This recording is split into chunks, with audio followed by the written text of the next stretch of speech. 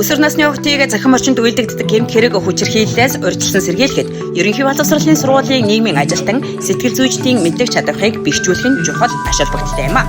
Энэ хүрээнд Cyber Safe Girls 2026-ны 2026-ны 6 дугаар сарын 4-ний өдөр хаа үйлдвэрийн ерөнхий боловсролын 24 сургуулиудын донд амжилттай зохион байгууллаа.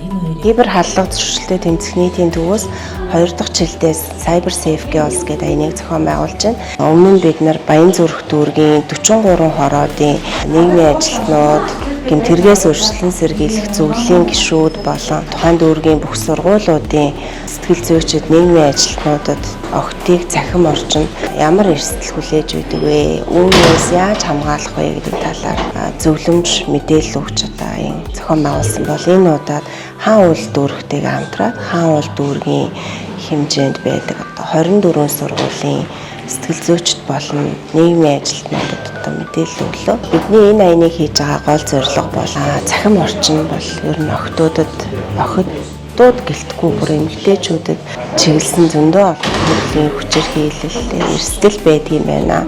За энэ бүхэнд хүнд ч тохиолдож болно гэдэг үгнээс би одоо өөр тохиолдсон кейсүүдийг ярьлаа. Тэгэхээр охтуудад энэ төрлийн одоо кейсүүд тохиолдох юм бол одоо тэдэнтэй хамгийн ойрхон ажилтдаг нийгмийн ажилтнууд, сэтгэл зүйчид маань юу хийх ёстой вэ?